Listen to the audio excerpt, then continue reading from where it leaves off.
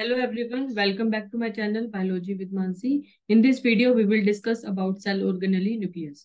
So before starting the video, I want to tell you all कि मैं एक Unacademy पे एजुकेटर हूँ. This is my profile on Unacademy. You can join my free live classes only on Unacademy app. You can also use my code MGNEET for 10% discount on all Unacademy subscription. You can also join my Telegram group that is Biology with Mansi, जिसका link आपको description में मिल जाएगा. So let's start our topic nucleus. तो nucleus क्या है? Nucleus एक as a cell organelle सबसे पहले रॉबर्ट ब्राउन ने डिस्कवर की थी. सबसे पहले रॉबर्ट ब्राउन ने न्यूक्लियस को as a cell organelle discover किया था. जब हम न्यूक्लियस को स्टेन करते हैं एक बेसिक डाई के साथ, तो वो हमें कलर देता है, एक क्रोमा देता है. तो वो मटेरियल जो कि हमें क्रोमा प्रोवाइड करता है न्यूक्लियस के अंदर, उसको हम बोलते हैं क्रोमेटिन मटेरियल. जब हम न्यूक्लियस को बेसिक डाई के साथ स्टेन करते हैं, वो हमें कलर देता है. वो कलर क्यों आता है? क्योंकि न्यूक्लियस के पास एक क्रोमेटिन मटेरियल नाम की चीज होती है. तो chromatin material was discovered by Fleming. Fleming ने क्रोमेटिन मटेरियल को डिस्कवर किया था. न्यूक्लियस को रॉबर्ट ब्राउन ने डिस्कवर किया था, पर न्यूक्लियस के अंदर जो क्रोमेटिन मटेरियल है उसको फ्लेमिंग ने डिस्कवर किया था. जो एक क्रोमेटिन मटेरियल है उसको हम क्लियरली विजिबल कर सकते हैं interphase stage of cell cycle. Cell division में जो इंटरफेस स्टेज होती है उस टाइम पे हम क्रोमेटिन मटेरियल को बेस्ट विजिबल कर सकते हैं, बेस्टली देख सकते हैं. अब हम बात करते हैं type of cells on the basis of number of nucleus. Nucleus कितने हैं एक सेल के अंदर, उसके बेसिस पे हम सेल को 4 कैटेगरी में डिवाइड कर सकते हैं. First is uninucleated. Uninucleated means इसके पास सिर्फ एक ही न्यूक्लियस होगा. Uni means one. वो सेल जिसके पास सिर्फ एक न्यूक्लियस है उसको हम बोलते हैं uninucleated. Next is by nucleated. वो न्यूक्लियस जिसके पास दो न्यूक्लियस हैं, for example in tapetum and paramecium. Last is third is multi nucleated. वो सेल जिसके पास बहुत सारे न्यूक्लियस हैं उसको हम बोलते हैं multi nucleated cell, for example in Rhizopus. And वो सेल जिसके पास न्यूक्लियस ही नहीं है, विदाउट न्यूक्लियस, उन सेल को हम बोलते हैं enucleated. Without nucleus enucleated, for example in RBC. RBC के पास अपना कोई न्यूक्लियस नहीं होता. तो on the basis of number of nucleus हम सेल को 4 कैटेगरी में डिवाइड कर सकते हैं: uninucleated, binucleated, multinucleated and enucleated. अब हम बात करते हैं डिटेल स्ट्रक्चर ऑफ न्यूक्लियस. तो न्यूक्लियस भी क्या है? एक डबल मेम्ब्रेन स्ट्रक्चर है. इसको हम क्या बोलते हैं? न्यूक्लियर एनवेलप बोलते हैं. जो न्यूक्लियर को कवर करके रखता है, ये एक डबल मेम्ब्रेन स्ट्रक्चर है जिसको हम न्यूक्लियर मेम्ब्रेन बोलते हैं या न्यूक्लियर एनवेलप बोलते हैं. ये दो मेम्ब्रेन स्ट्रक्चर है. पहली है आउटर मेम्ब्रेन, जो बाहर वाली लेयर होती है उसको हम बोलते हैं आउटर मेम्ब्रेन, और जो अंदर प्रेजेंट होती है वो होती है इनर मेम्ब्रेन.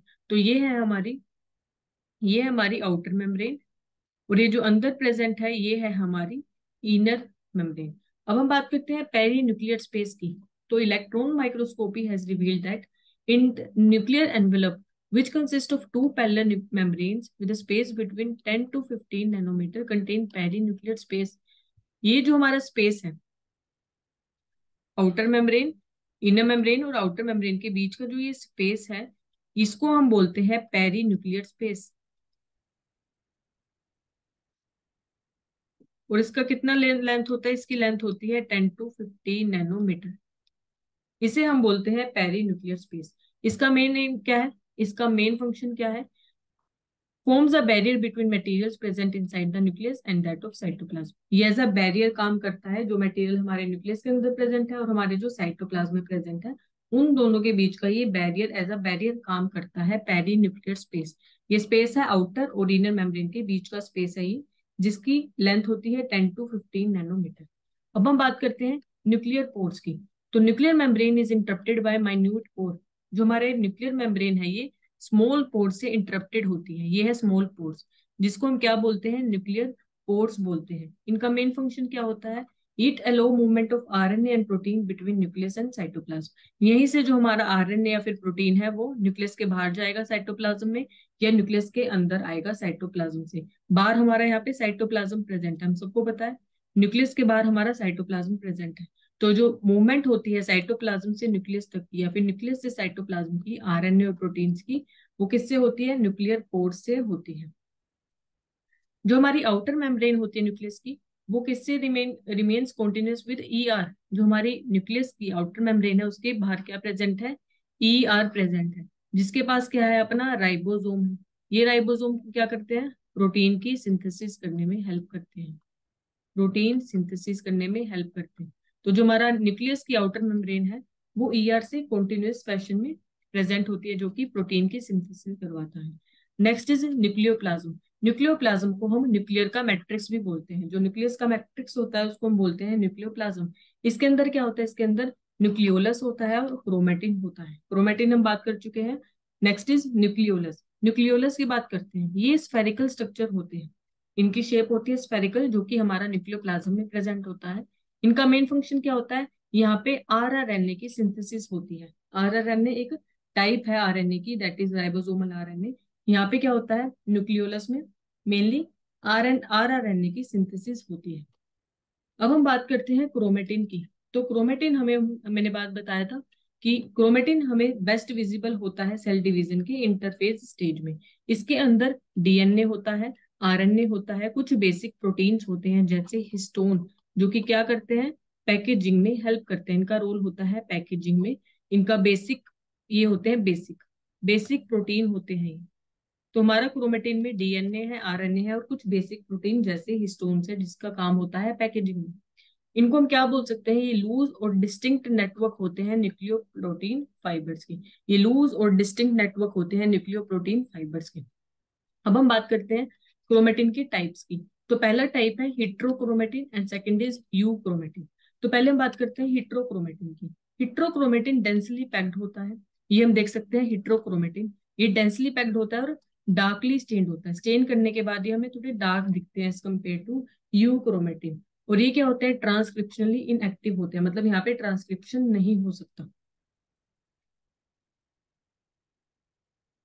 यहाँ पे ट्रांसक्रिप्शन नहीं हो सकता। Next is euchromatin. यूक्रोमेटिन हमारे लूजली पैक्ड होते हैं, ये थोड़े लाइटली स्टेन्ड होते हैं और यहाँ पे हमारा ट्रांसक्रिप्शन हो सकता है। यहाँ पे हमारा ट्रांसक्रिप्शन हो सकता है, पर जो हमारा हिट्रोक्रोमेटिन होता है वहां पे ट्रांसक्रिप्शन नहीं हो सकता। पर हमारा जो यूक्रोमेटिन है वहां पे हमारा ट्रांसक्रिप्शन होता है, क्योंकि वो ट्रांसक्रिप्शनली एक्टिव होते हैं। अब हम बात करते हैं क्रोमोजोम की। तो जो क्रोमोजोम है हमारे, क्रोमोसोम हमारे, जो क्रोमेटिन है उनकी कंडेंस्ड फॉर्म को हम बोलते हैं chromosome. Condensed form of chromatin is called as chromosome. ये कंडेंसेशन कब होता है? जब सेल की डिवीजन होती है तब होता है ये कंडेंसेशन। जो क्रोमोसोम का बैक स्ट्रक्चर है वो हम मेटाफेज में देख सकते हैं। क्रोमेटिन का हम बैक स्ट्रक्चर देख सकते हैं इंटरफेज में, पर क्रोमोसोम का हम मेटाफेज में देख सकते हैं। एक सिंगल ह्यूमन सेल कितने लेंथ का होता है? एक सिंगल ह्यूमन सेल में डीएनए 2.2 मीटर का होता है। और ये किसके अराउंड रहता है? जो हमारे ह्यूमंस में 46 क्रोमोसोम प्रेजेंट होते हैं, 23 पेयर्स, मतलब 46 क्रोमोसोम के अराउंड हमारा जो डीएनए है वो रैप रहता है। अब हम बात करते हैं सेंट्रोमेयर्स की। सेंट्रोमेयर्स को हम प्राइमरी कंस्ट्रक्शन भी बोलते हैं। This is centromere. ये क्या करता है?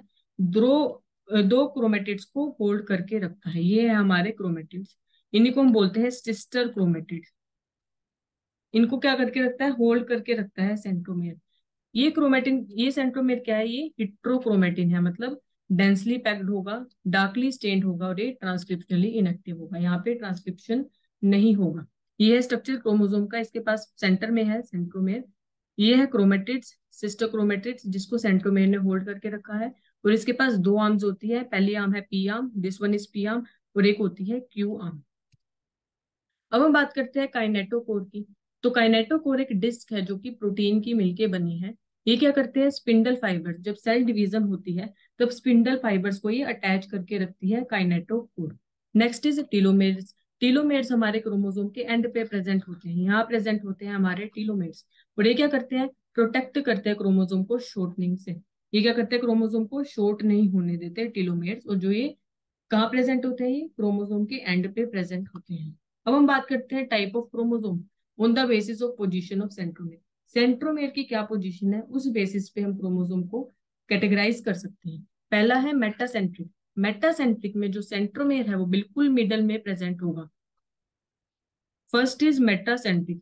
जो हमारा सेंट्रोमेयर है वो बिल्कुल बीच में प्रेजेंट होगा।